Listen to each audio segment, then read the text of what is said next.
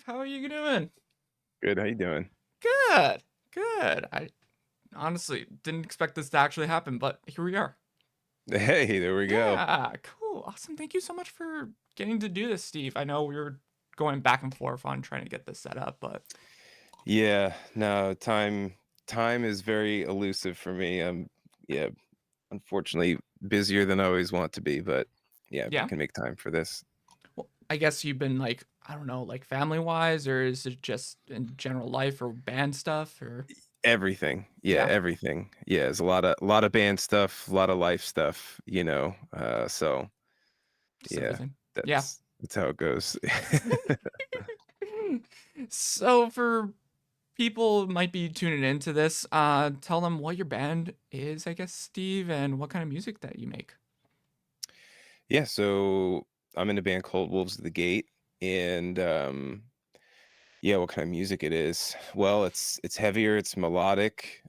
Some people might refer to it as post-hardcore, some people might call it metalcore, some people might call it metal, some people might call it rock, but I think it also depends on what album or what song you're listening to. So we have songs that sound like indie rock and we have songs that sound like metal. So um What would you take say? that.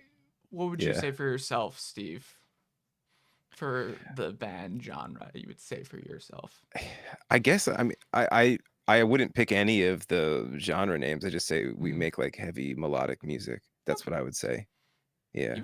Even though most musicians are like, yeah, I just make music now. That's all it is Yeah. at this point. Because genres are like, I think pointless now, right? You think?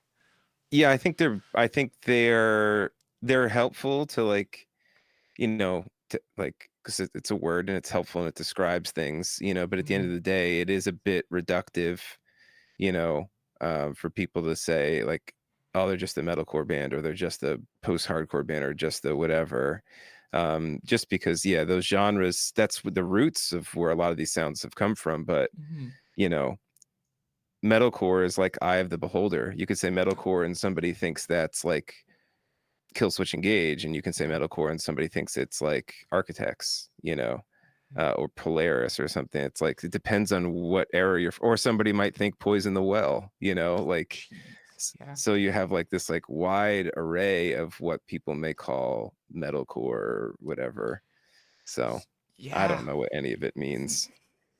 Great bands though too. You Yeah. guys are I honestly think you guys are bunched in like a great genre because there's so many bands like in your scope that are so very much similar to you guys that I'm just like, yeah, you guys are in a great realm of area for Yeah. music. Yeah.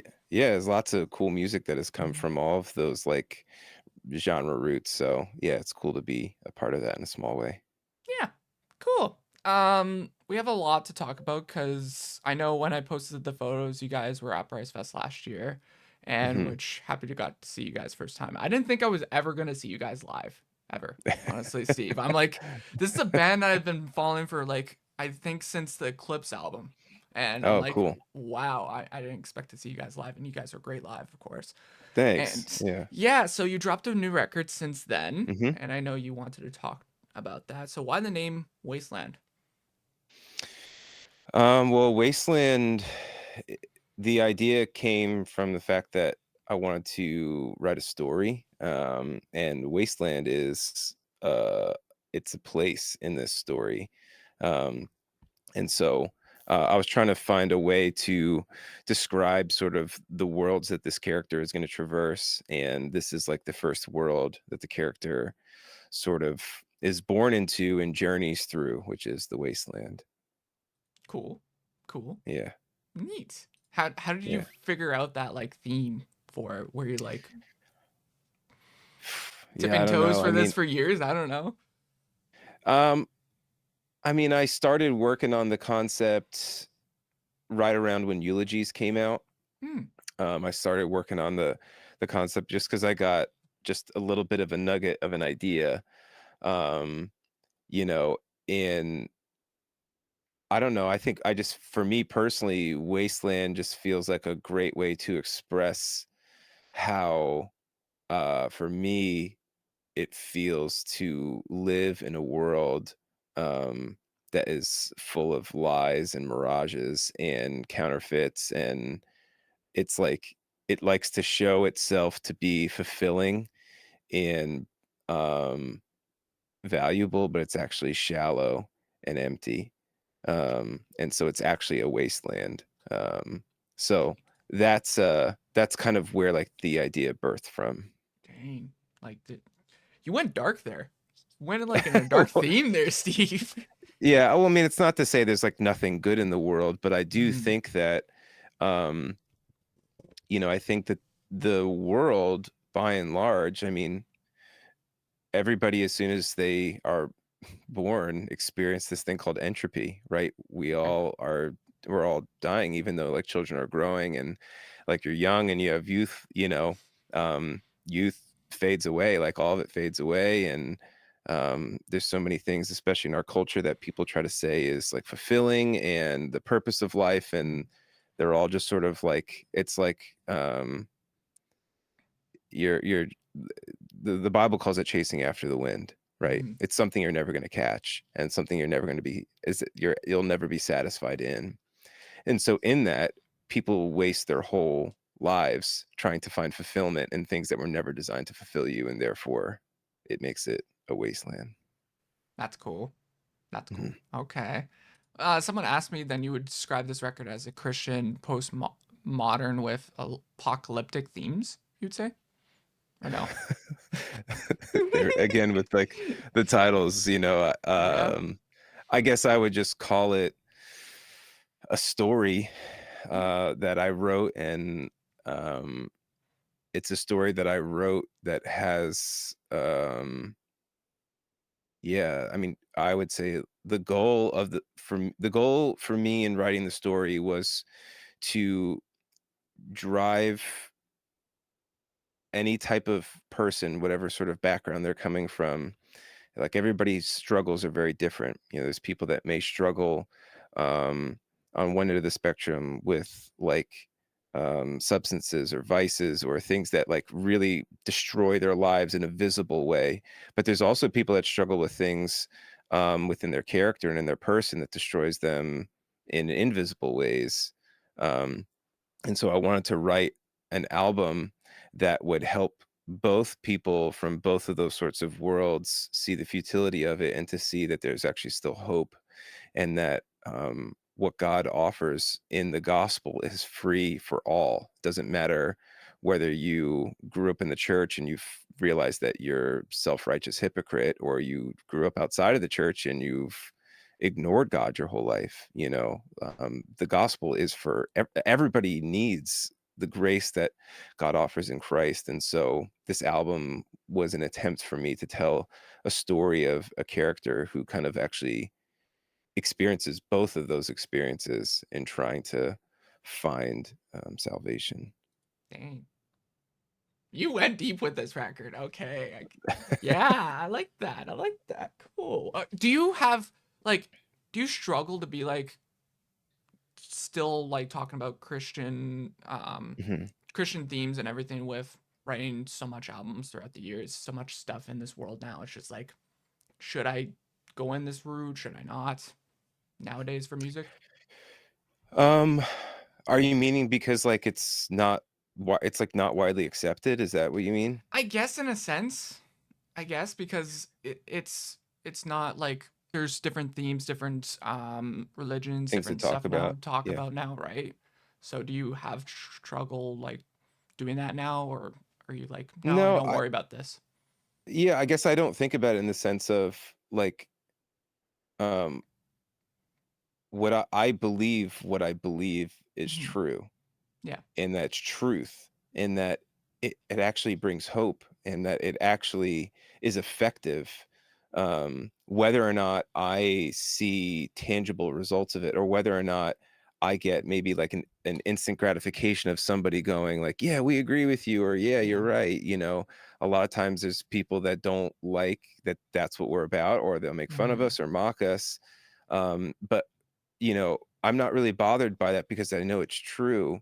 Yeah. And there are I've mocked things before that I thought weren't true, and I found out that I was wrong, and I don't mock it anymore because I realize I see the beauty in it because God's opened my eyes to it. And so I'm not offended by that because I know that it's not me that they're rejecting. They're rejecting this truth, and they're just rejecting a truth that they don't understand. And not because I'm smart, but because they maybe just don't have eyes to see it, or they're resisting it. And so it's also just who I am. I'm not the same person I was when I was born and when I was growing up. Like, I've been changed, and I'm compelled by this truth. And it's like what I live every day. It's what I think about every day. And to me, I think it's massively important. I think there's important things you could talk about. You could talk about politics, like there's importance to that. You could talk about social issues. There's importance to that. There's lots of things that are important and valuable. And I can touch on those things every, here and there, but I feel a deep burden to touch on like spiritual and eternal things for myself, because I feel like that's the most pressing and most important. Cool. I like that. Yeah. Does the band help you out a lot with the records and with writing and everything? Of course, I'm Yeah, I assuming. mean, we try to collaborate as much as possible. Mm. A lot of the ideas and the beginnings of songs are, like my brainchilds, brain children. I've never said the phrase that way, but as soon as I get ideas, I send it out to the guys because I want their feedback. And even the concept of this album, I've been we've just been discussing it and talking about it progressively. And so their input's super valuable, and Mm. also just what we want the band to be about. This isn't like my show, it's a collective effort. Yeah, exactly. How long was the process for making this record, Steve, compared to other ones? Yeah, I really started working on writing in 2022. And we ended up wrapping up everything in 2024, in the fall. Um, it took a little bit longer for me creatively than other projects, just because of the um, yeah, what we're trying to accomplish.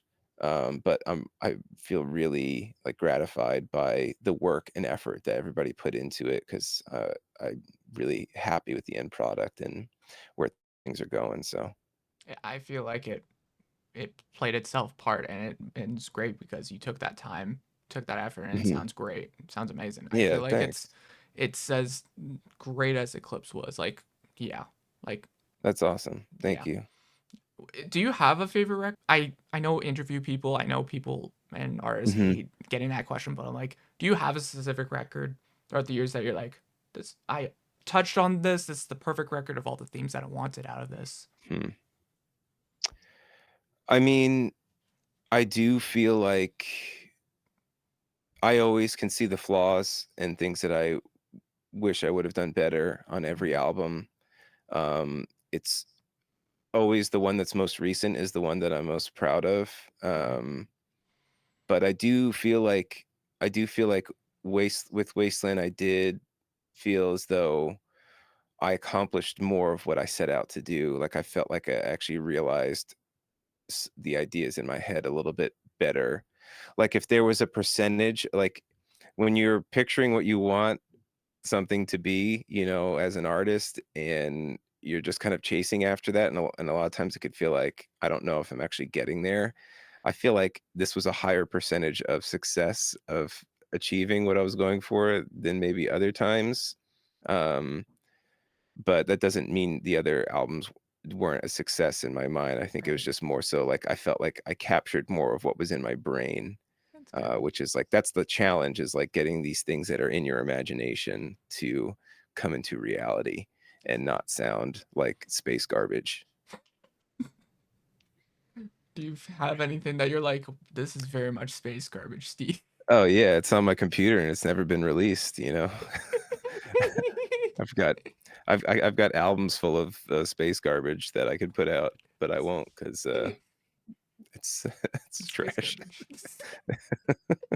You should just one day be like an alias name and be like, okay, let me just drop this in the world and see if anyone sees this one day. Yeah, I'm just gonna make a side project called Space Garbage. Yeah, it It's does. actually Yeah. not a bad idea. I might Honestly, do that. yeah, do it. Yeah. Why not? I feel So like many space art. garbage is a it's got a good ring to it. It does. You Or go space different trash. deeps. Yeah. What was the easiest and hardest song to write on the new record, Hmm. if you can remember? It's been a while. The oh man. I think the easiest to write was actually Smoke. Smoke was the easiest because I felt like it just kind of like came out as I'm like remembering it. Um, the hardest, that's difficult because like there were big challenges I remember having with the first two. The first two tracks are like separated. They're an intro and pain, but they're really just one track at the end of the day. Um, that was really challenging because of what I knew I wanted it to be. Unrest was really challenging. So like the opener and closer, they were challenging in their own ways because of what I knew I wanted them to be and sort of how they wanted them to feel. Memento Mori was a song that went through a lot of changes and eventually came into something that I just completely loved. But the same thing with Death Clock. So it's really hard to say. I think the song that went through the most changes was Death Clock. Really? Um, yeah, Ooh. like the chorus of that song was originally just the bridge of a completely different song. Um, and all the guys kept kind of saying, like, every time we get to the bridge, like, I love the bridge. The other parts are Mhm. cool, but like the bridge just really stands out. Like, I feel like I'm just waiting for that to happen. Hmm. And Abishai, he just said, like, I just feel like that should just be a whole other song. And so I was like, all right, well, let me just try that. And so I just scrapped everything else and thought, okay, how do I like make a song all around this idea? And so it went through a lot of work in that sense, but yeah, there's a lot of versions I had to work through to eventually get to where I got. What's funny enough that that's my favorite song on the record. So it's like, dang, Yeah, it went through so many. How much demos could you remember that one had specifically? it's probably so the version before it was even changed, I think there was 3 or 4 versions of that song, and then there were like 5 or 6 of like the new Death Clock. So Dang. and and yeah, when I say versions, it just basically means like when I thought the song was done and I exported it and was listening to it, um, not including all the things that I like changed, in real time many different times. So Hmm. yeah, I mean that's the way sometimes songs just go that way because you just feel like it's not doing what you picture it, Yeah. envisioning it doing. Yeah. I get that.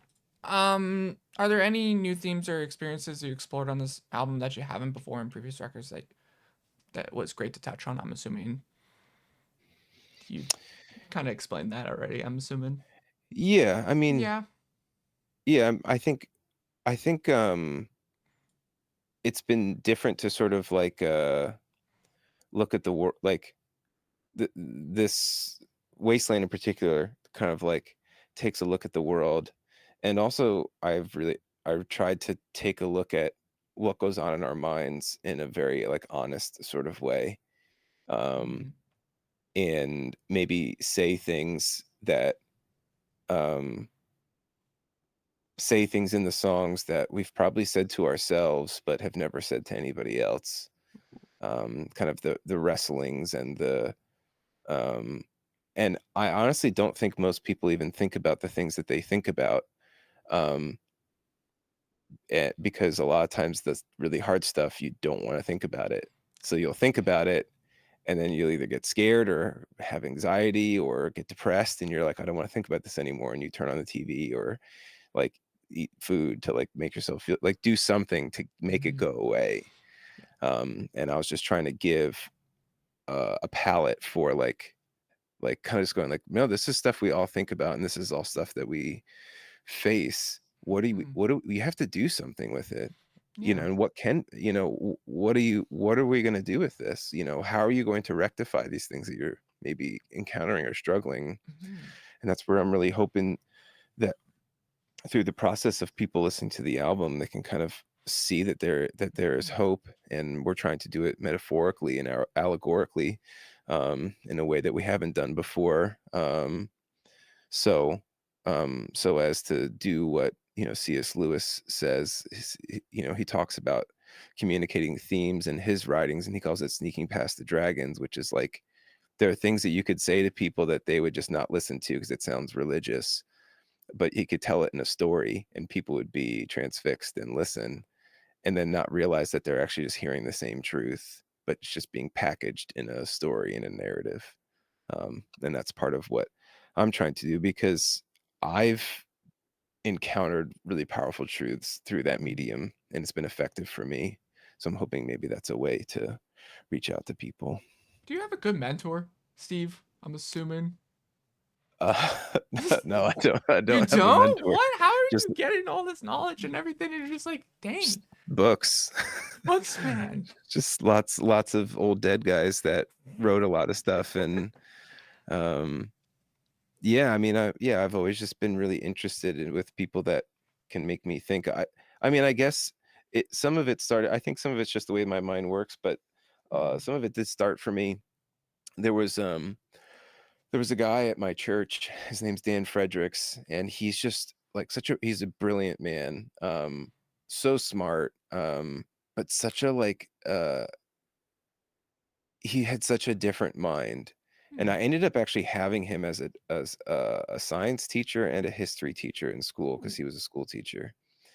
And I just loved how he like always played devil's advocate, like always made you prove what you're thinking, what you're believing, and why it's true.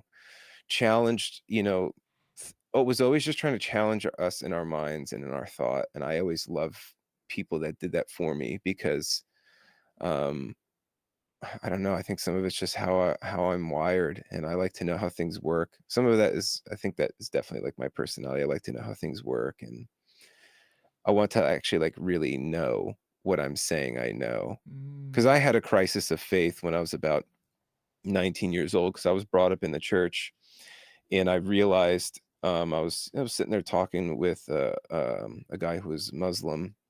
We had all the same classes my freshman year of college, and we would Mm. just get breakfast together and like try and make sure we weren't, messing up our classes and doing all of our work and whatnot. And found out Mm. he was Muslim. He found out I was Christian, and we were talking. And I realized some of the things I was saying to him, I didn't even know where I was getting it from.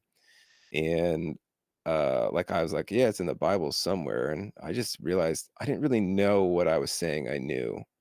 So I didn't really know it. And that scared me. Um, because I felt like I was taking like a position of like having knowledge without having knowledge, which is to be a fool. And so I think that's where all that came from. And Oh, so whatever I know is just borrowed from somebody way smarter than me. college hit you hard, I guess. Yeah, yeah, in a number of different ways. Yeah, for sure. Dang.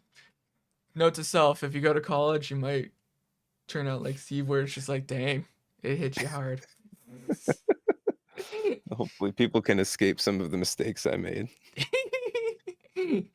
Okay, are you saying don't go to college or go to college here, Oh Steve? no, I'm just saying in general. I mean, I'm not the biggest advocate for college, Mm. myself.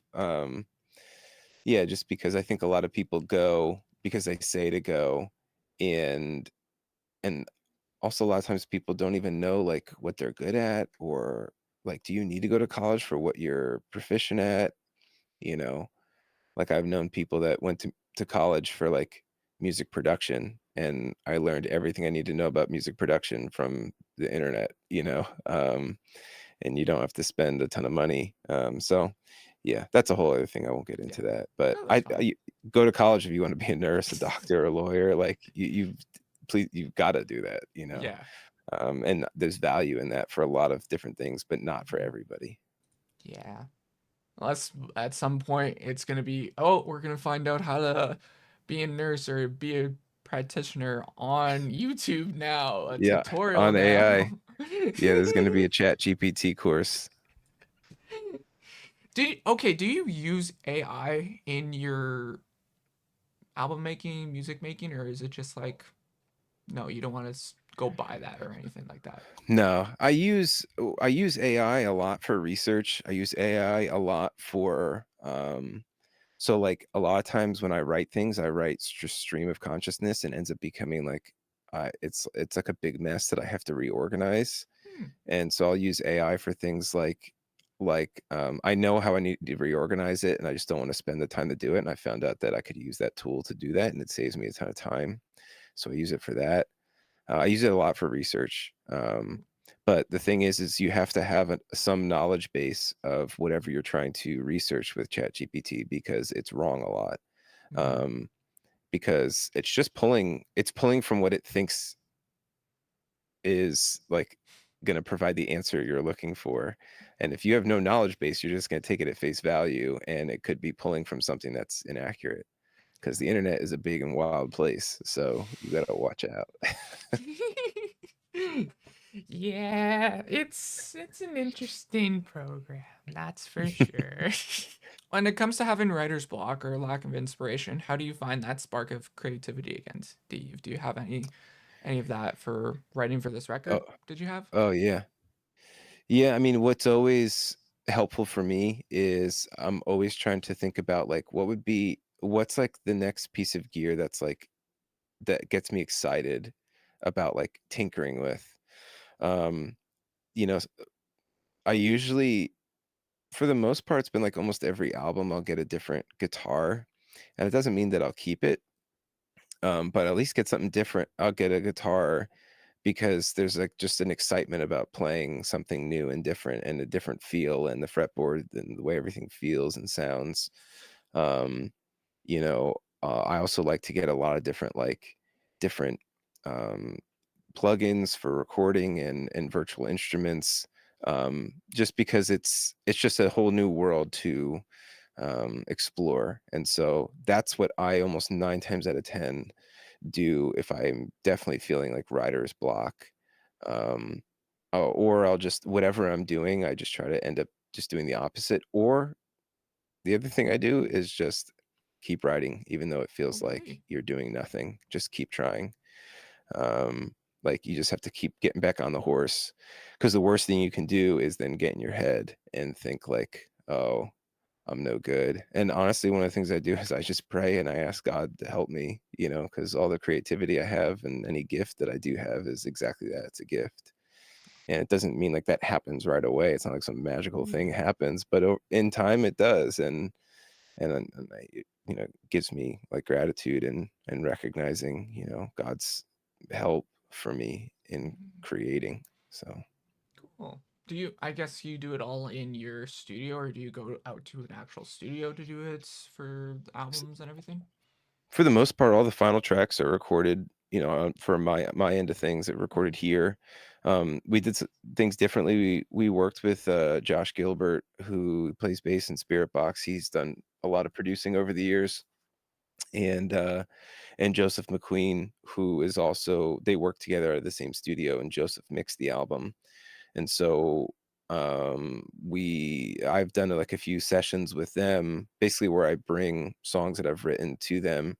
And one of the things that Joseph told me he wanted to do when I was out there, he's like, I really want to record your vocals. I'm like, all right, that would be great, 'cause that would save me a ton of time of recording and punishing myself, you know, tracking my vocals. And I always just end up singing way more than I probably need to because it's my own voice because I'm just way critical of like it is helpful to have somebody else go like, no, this is good. Like, Yeah, I let's was move gonna on. say it's good to have someone there with you and be like, yeah, this is a good take. Oh, maybe you slightly change this, right? Yeah.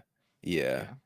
Um, so like the vocals for Smoke and Synthetic Sun, they were and Parasite were recorded at their studio because those are songs I worked on with them, and we did like production stuff together too. Like the song was written, Parasite really was the song that like was probably the most incomplete out of all of them.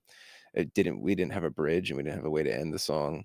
Um, and so we worked all that out together while we were there. So that was a new experience for me, and it was really fun. They're super talented, way easy to work with, and just good guys. We have a good Yeah, time. We have to remember to, like, work at times too. Josh and exactly. I will just get caught up in philosophical conversations about religion and politics and culture and stuff like that, and it's good.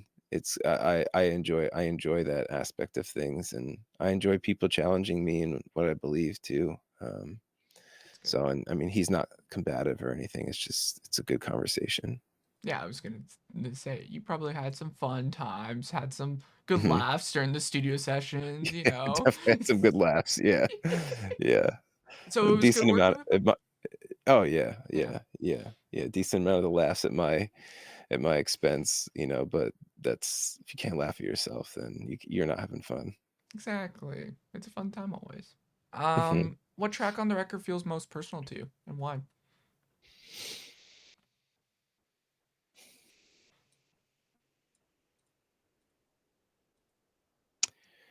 That's tough. Hmm. Because the whole record's probably personal, right?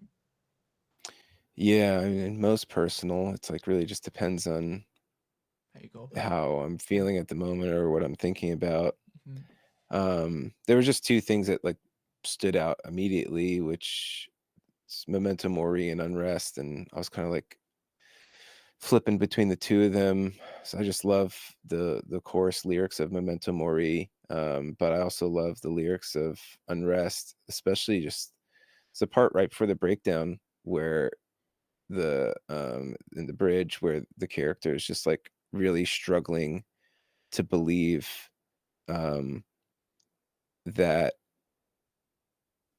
essentially I'll take us outside the story, but just that God could be good to him even though he's just lived like hell, basically. And he just ends the line, all the music cuts out, and he just says, "Help." And that felt like the most real and honest to me because, like, when I've felt like that desperation and the need for God to help me, I'm never, like, at a mountaintop screaming help like this, like, cinematic picture, like, you're just kind of, like, quietly and broke in a broken way, just kind of going like, "Help," you know? And I felt like that really, like, strikes a chord with me. And also just the lyric, "How can I live like hell and expect heaven to come save me?" That to me is just sort of the beauty of the gospel is that you you can be as broken as you are and call on God to save you, and that's his desire is to save. That's his, Jesus' name literally means God saves, and so um that's so we'll say unrest for today. For today.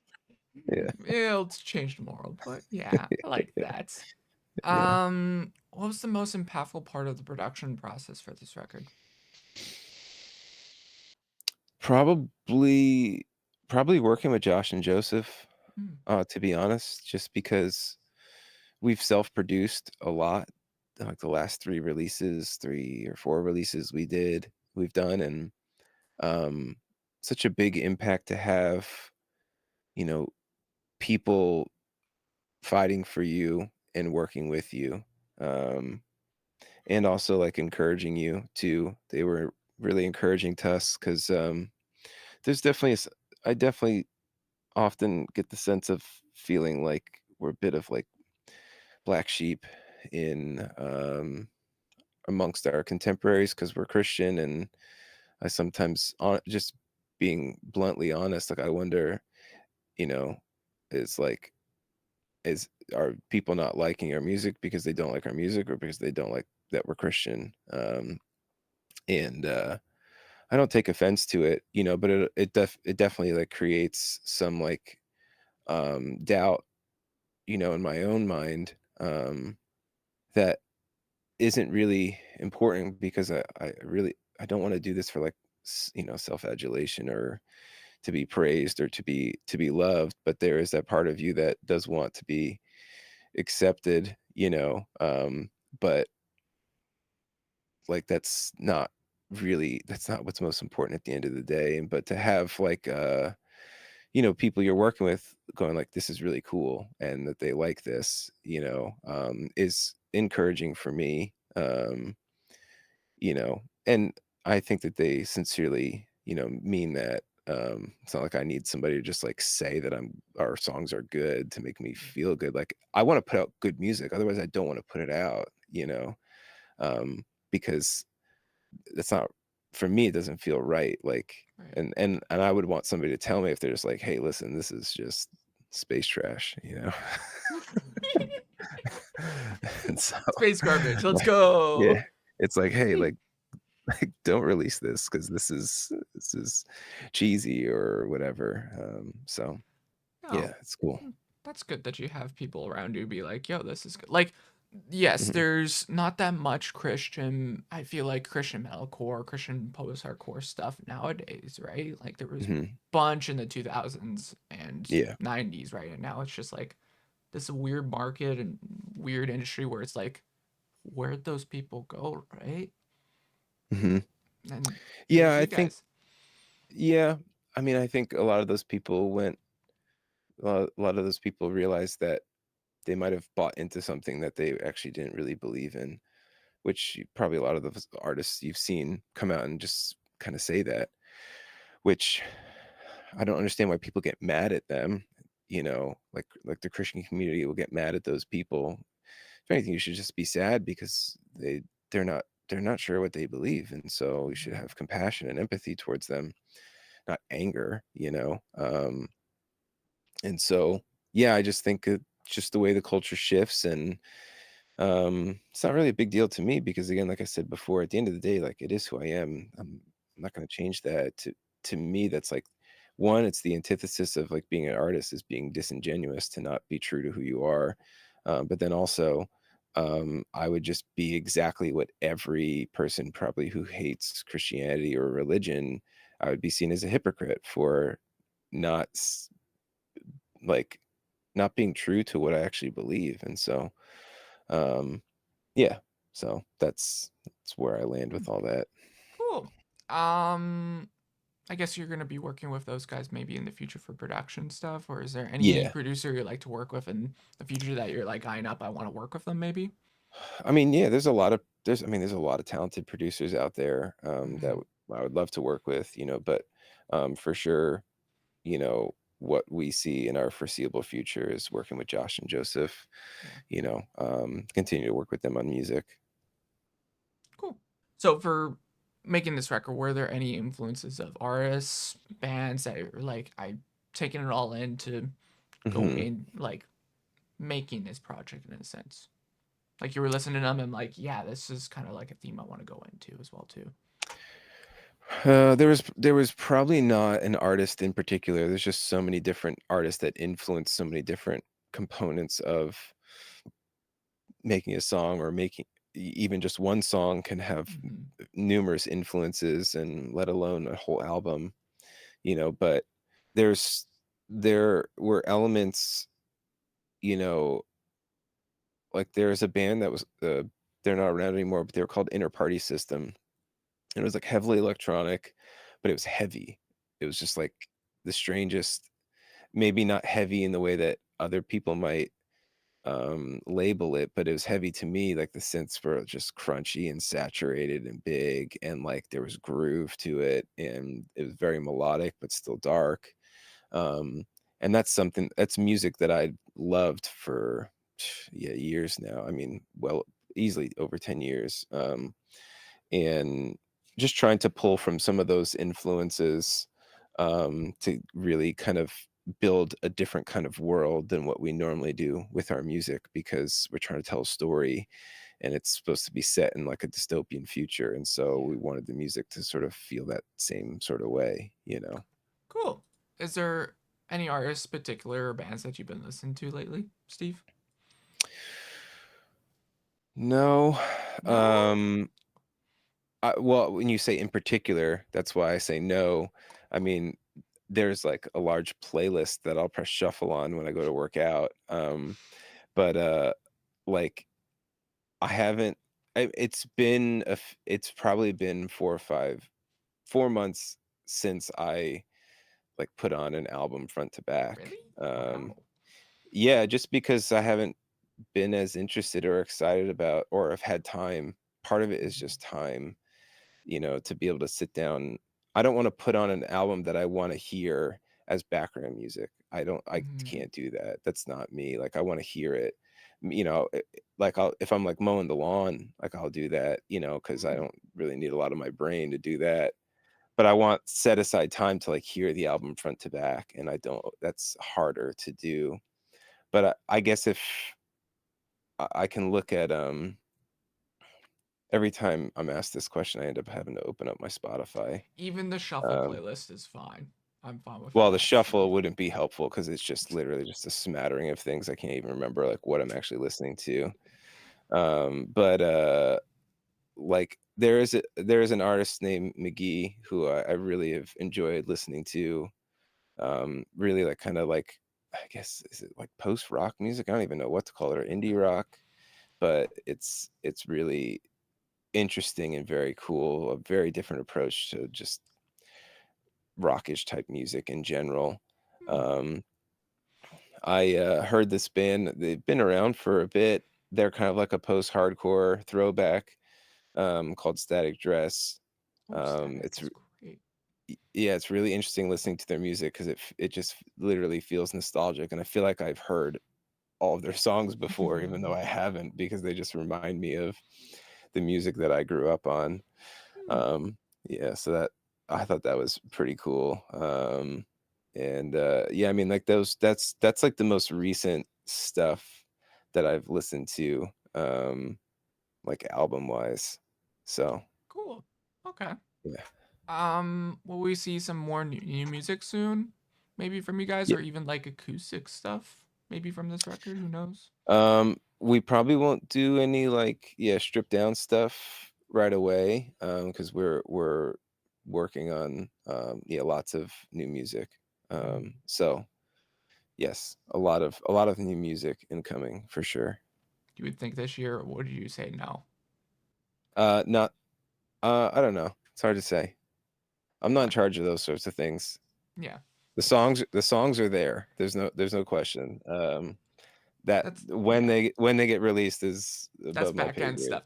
That's nothing to do with you Yeah. now at that point. Yeah. Yeah, that's above my pay grade. That's, record label people who Yeah. understand marketing and understand things that I am just not good at, so Yeah. Do you like working at like being on a record label with your band, or is it? yeah, Yeah. I like the people we work with, and they help facilitate things that honestly if I had the time, I would do it, but I don't, and they're good Mm, at it, and so that's I'd good. rather I s I work really hard on making these songs, and I want people to hear them, and Hmm. they're a way to help that happen.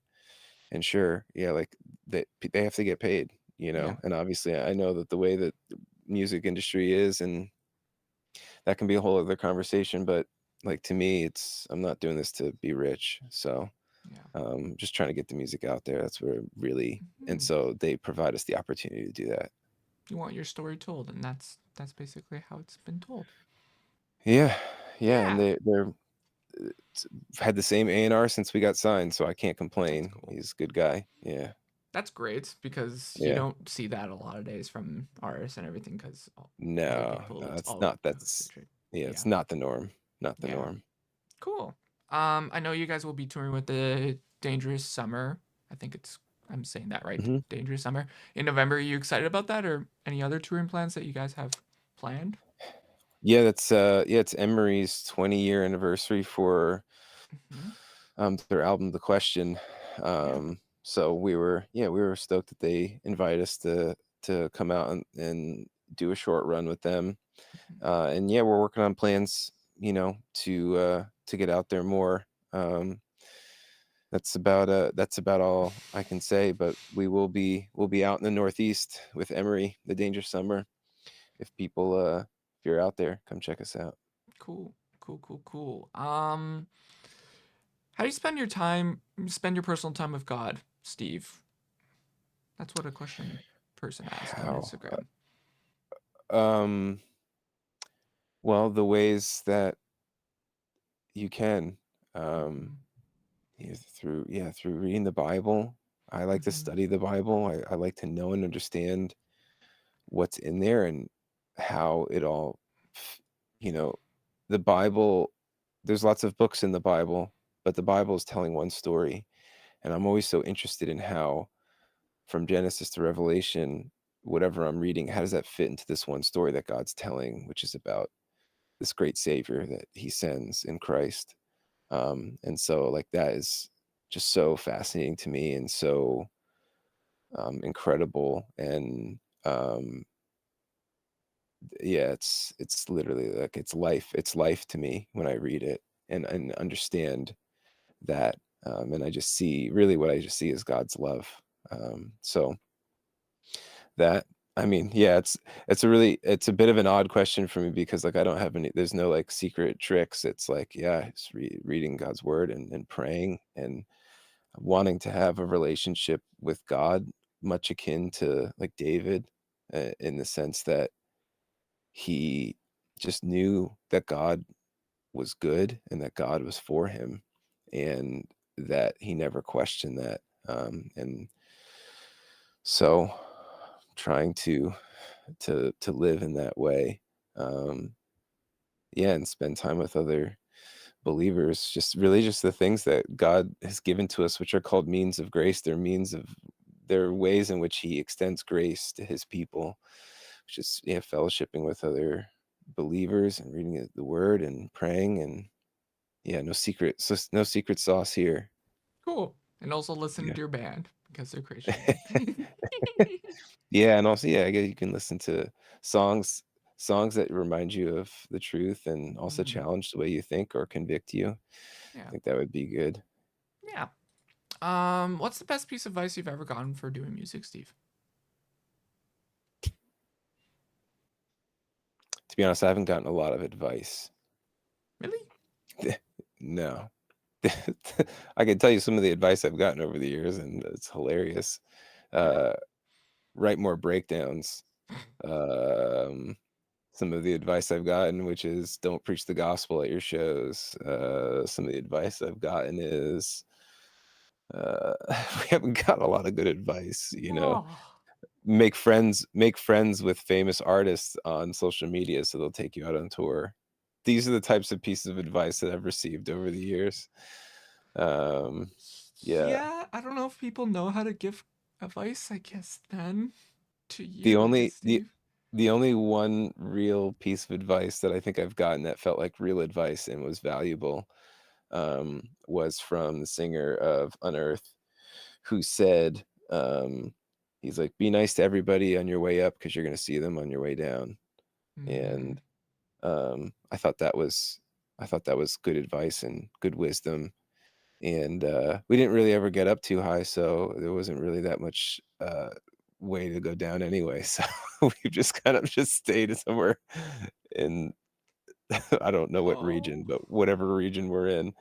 But I thought that was good advice, but apart from that, I have not gotten a lot of great advice, hey, so unfortunately, ba- I don't have any to share. hey, bands artists, start giving Steve some good advice, please. Then Oh, I don't know, I don't know.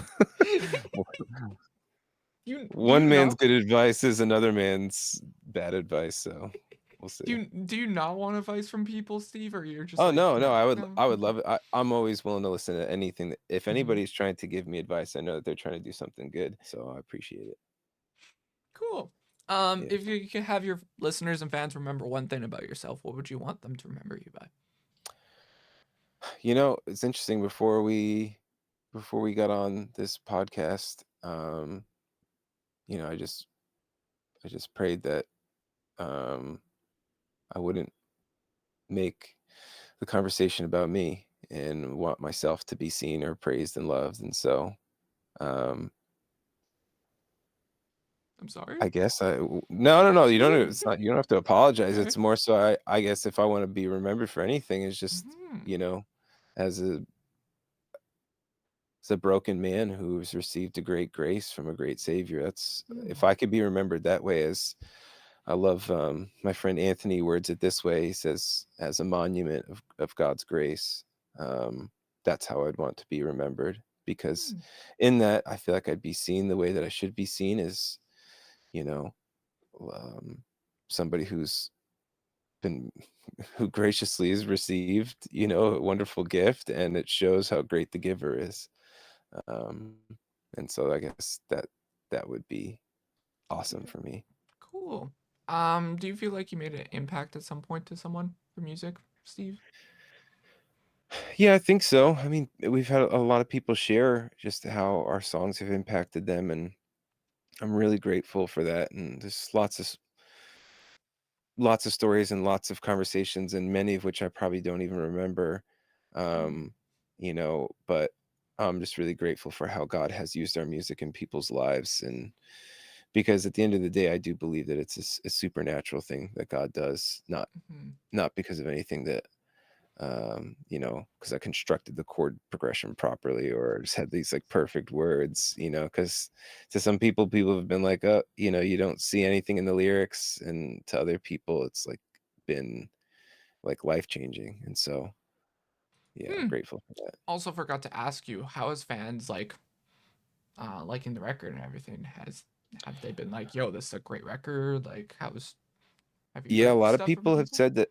Yeah, a lot of people have like, we've been a band for a long time and we've had a lot of people say like, okay, I actually think this is my favorite album from you guys, which is so exciting for us as a band to have been a band as long as we have and to hear that from our fans, because we're not trying to just make the same old stew that we've been making since 2008. We're trying to do something different and push ourselves. So that's exciting for us. Cool. Okay. What's your goal really for music for you, Steve? Where do you want to go basically in the next 5 years with music, you would think? Um, to me, I really just love the idea of knowing that we're making better art than we did before, and that we're offering something to people that's more than just a good listen on Spotify in a playlist, that we are offering people um, something more substantial. Not be for any like self-aggrandizing reasons, Yeah. but for the sake of other people and their hope and their joy. Um, so that's what I would hope, in the realm of success, any to me, any success we have just helps further that aim, and so I'll gratefully receive any of that, because that's what I would see as success is just more ears listening to that end. Cool. Um, if you could talk to yourself from a year from now, what would you like to tell yourself, Steve? If I could talk to myself. Yeah, from today, right now, Yeah. at this exact time, Steve. From a What year would from now. I guess maybe I don't know why this is such an abstract thing to me. I was I like guess doing I the would just abstract questions at the end for people yeah. always. It's fun. I guess I would just say, like, listen to what you just said in this podcast and make sure nothing's changed. You know, there's a sense in which I don't want to change what is valuable to me, but I want to be changed. Um, Hmm, I want to be less like, I want to be less like the broken parts of me and more like the beautiful parts that I see in Christ to other people. I want more of, yeah, honestly, Steve to die. And, as John the Baptist said, he must increase, I must decrease. There's a sense in which I want less of me to be seen and more of Christ. And so maybe that's what I would tell myself. have you felt like you've been less broken now, Steve? No, as I've gotten older, um, I see more and more of my brokenness. And it's sometimes I can think back to different times in my life, especially being in the band, where I can just sort of see just I know me better than anybody knows me. and I can see like bits of just like pride and um lacking in empathy or compassion or so it's a process I don't expect. I pray that I see myself in a year and kind of go like, wow, like thank you, Lord, for continuing to work in me and not leaving me there, you know. Yeah. So, Cool. Describe yourself with one word. Which would it be? oh my goodness.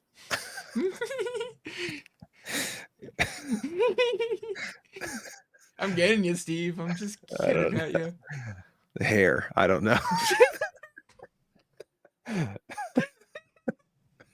The older That's I the get, best one. Oh my goodness. the more hair grows like on my face and it's just like all of the hair on my face is like trying to be reunited. That's what it feels like. That's my very non-serious answer to a very, existential question. So at the moment, it's hair, basically. That's that just anything else I could think of, I just feel like would just sound so weird or goofy. Yeah. So, I like it. I got to see your goofy side a little bit. We love it. What do you have planned for the rest of 2025, Steve? Anything you want to let people know? no, we just got that tour coming up.